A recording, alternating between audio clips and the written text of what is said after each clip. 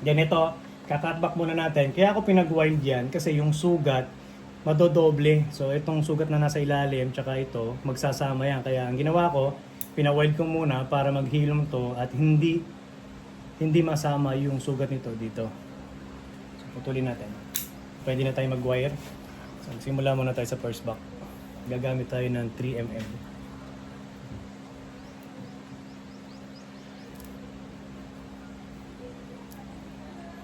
Sa mga idol, pagka nag-wire kayo yung dating pinagbakatan ng wire, huwag nyo nang daanan yan para maghilom 2mm.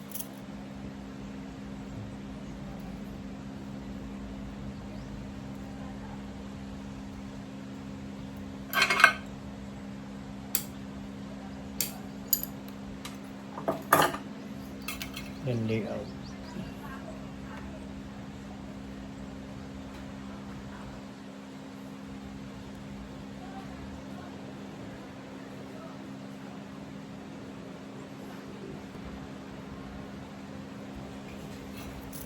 UMM na naman.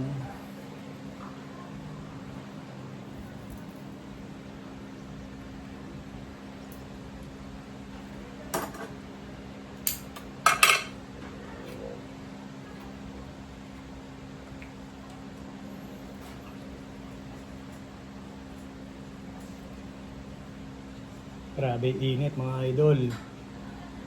Pumasok na sa ano ko yung araw. Abot na yung paa ko.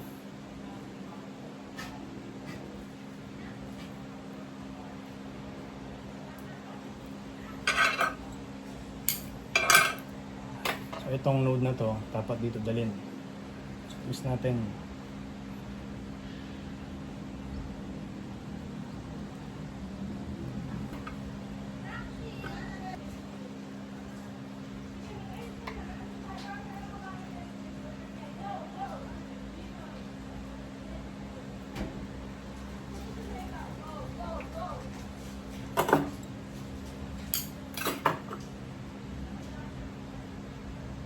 So ito yung sinasabi ko. Ito yung dalawang pads. Nasa gitna siya ng dalawang pads. So ito yung number 3 gigitna dyan. Yung 1 dito, yung 2 dyan. So makikita nyo yung pads na nandyan sa gitna. Gamit tayo ng 2.5.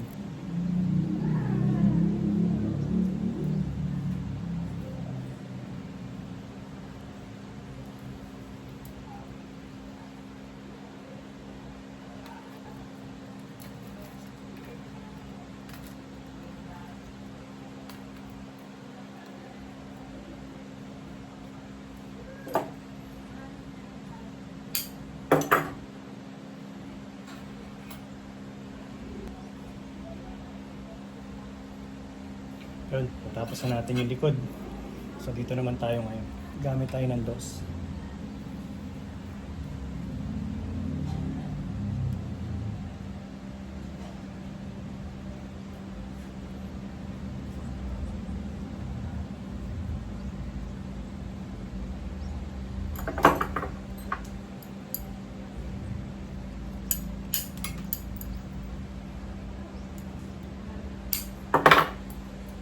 Layout.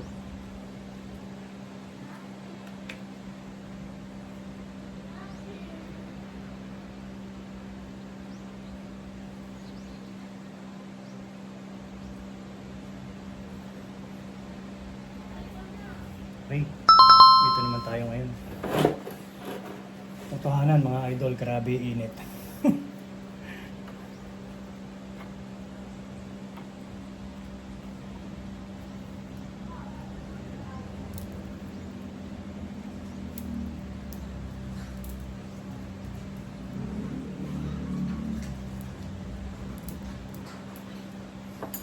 Ito niyo yung pagkasunod-sunod ng wiring saka ng layout, di ba? Alis natin. Sa ilalim to eh.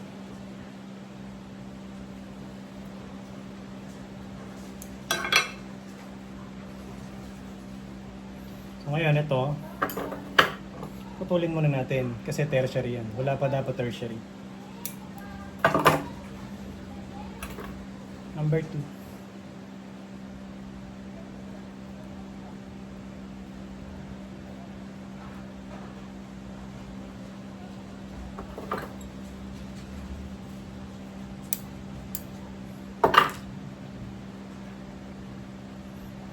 Tingnan nyo ito mga idol. Nakita nyo yan? Nasa kabila, dadali na sa loob. Yan yung number 1 tertiary. Ayun, nakita nyo. So ito naman yung isa.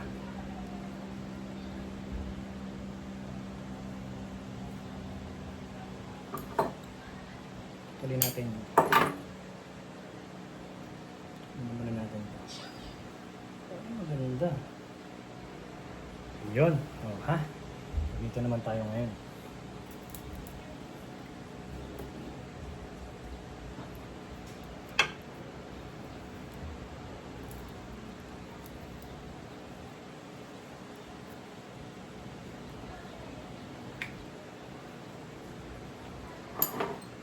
So ito, pan 2.5 lang. Ang problema, ito kasi, pan 3. Dahil may cutback siya.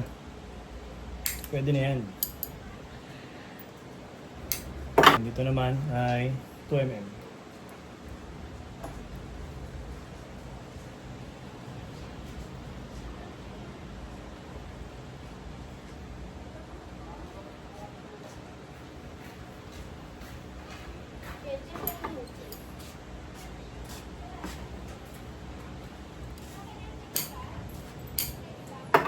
So ito yung kailangan natin isang node.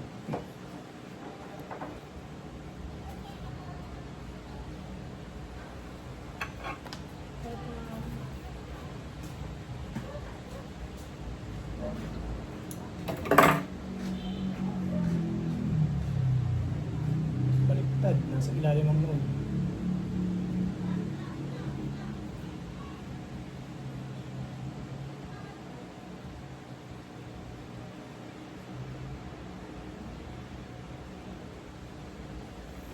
Tapos na natin yan, dito naman tayo ngayon.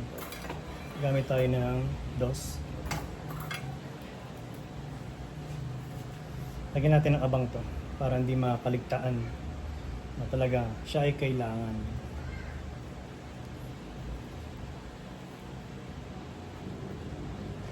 Yun yung kailangan nating node. Dadalhin sa kabila.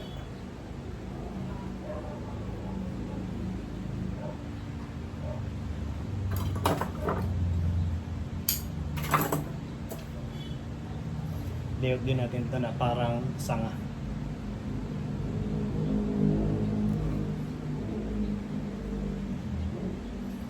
Yun, ito yung kailangan nating node. Dalhin natin sa kabila.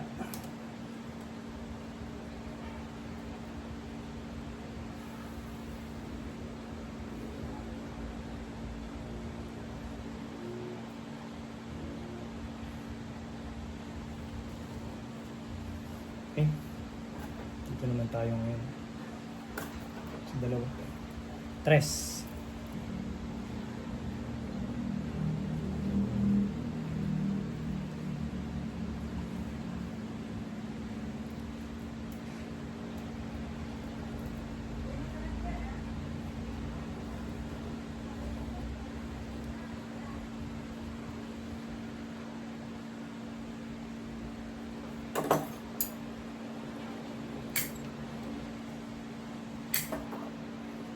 Natin. So mula dito, walang mga multiply yan, di ba? So tanggalin muna natin to. Tanggalin muna natin yan para magsabay-sabay sila. So puro primary yan. So bago natin i-layout to, dito muna tayo. Gamit tayo ng DOS.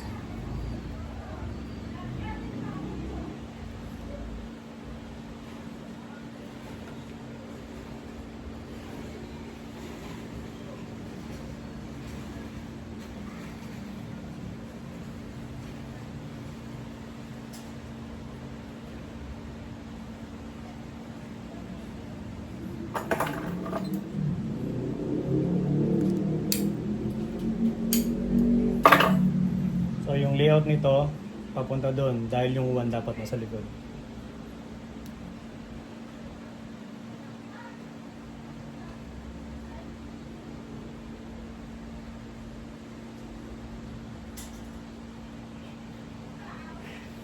Yan.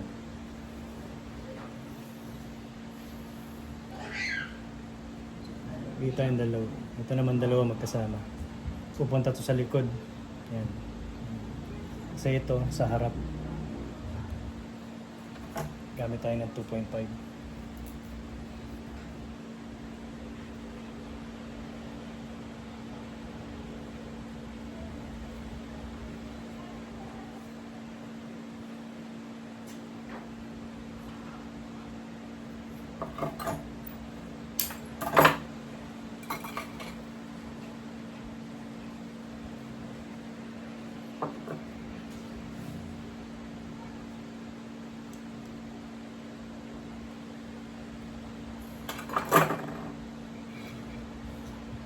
Yan sa likod.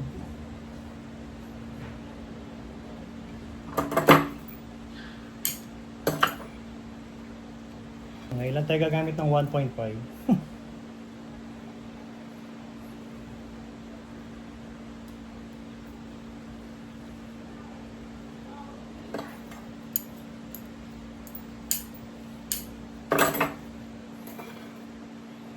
So, kung mapapansin nyo, naka-alternate yan. Unang sanga, pangalawa.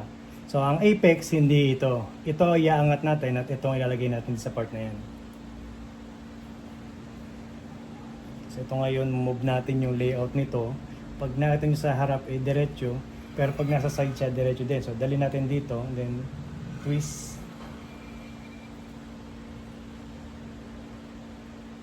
Ngayon, may movement na rin yan. Nakita nyo? Ayan. Nakita nyo? May movement na rin siya. Putulin natin to. Masyado mahaba yung wire. Okay. Tapos ito naman ngayon. Dos.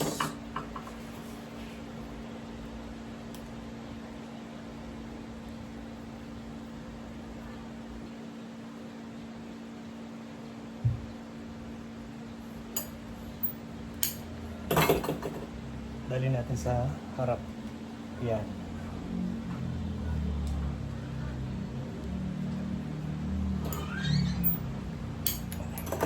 Sudo. Okay, natapos na natin ang layout, wiring ni first back. Ito niya, di ba? Excited na ako mabuo itong isa na to. Malapit na to mga idol.